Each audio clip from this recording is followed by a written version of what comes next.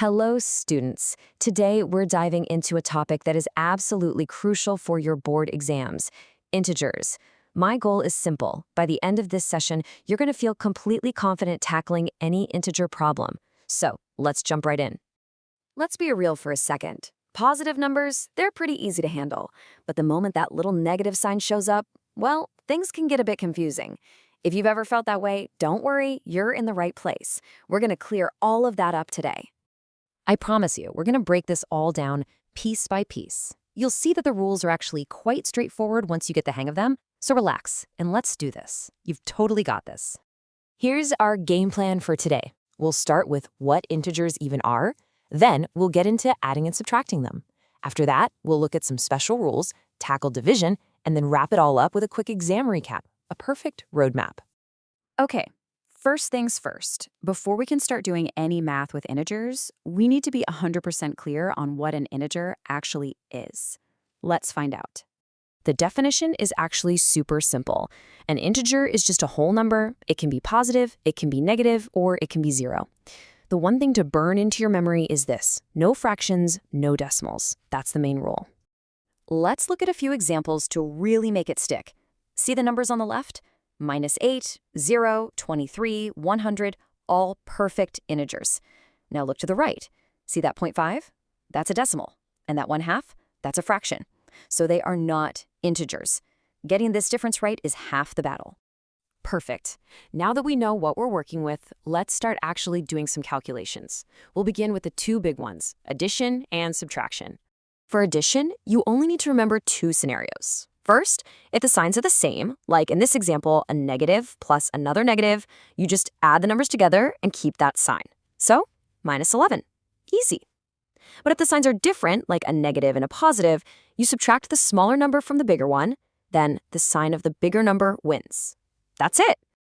Now, for subtraction, I'm going to teach you a little magic trick. It's a game changer because it turns every single subtraction problem into an addition problem, which we now know how to solve. All you have to remember is three little words: keep, change, change.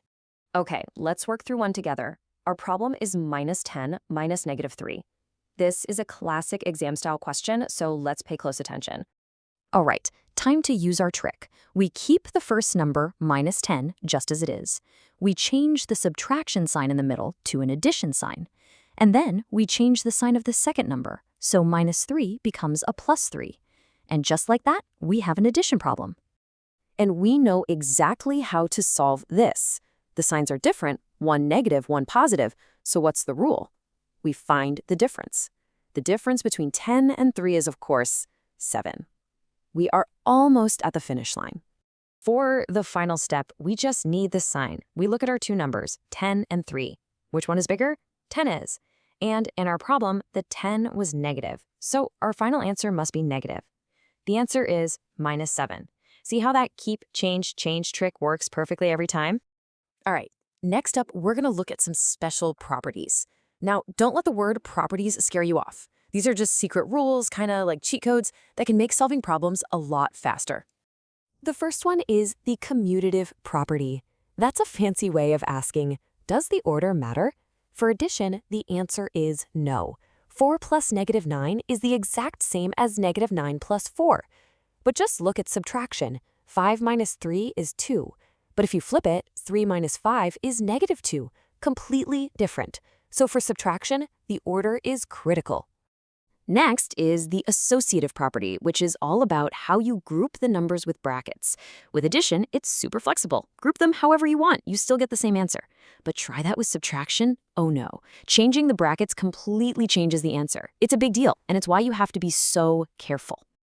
Okay, we've crushed addition and subtraction. Now it's time to take on our final operation, division. This one also has some really important rules you need to know. And you're gonna love this. I have some fantastic news for you. The sign rules for division are exactly the same as for multiplication, so you already know them. If the signs are the same, your answer is positive. If the signs are different, the answer is negative. It's that easy. But here's where you have to be a bit careful. Unlike addition, division is very strict.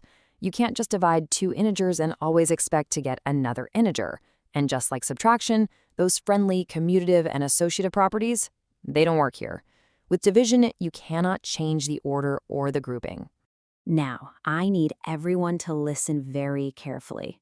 This is a critical exam rule. It's one of the biggest rules in all of math. You can never, ever, ever divide a number by 0. The answer is not 0, it's not 1. It is always, always undefined. Examiners love to use this to trick students, so don't let it be you. Okay, so now that we have our characters, it's time for the big clue, the one piece of information that just blows this whole case wide open. I like to think of it as the multiplication key.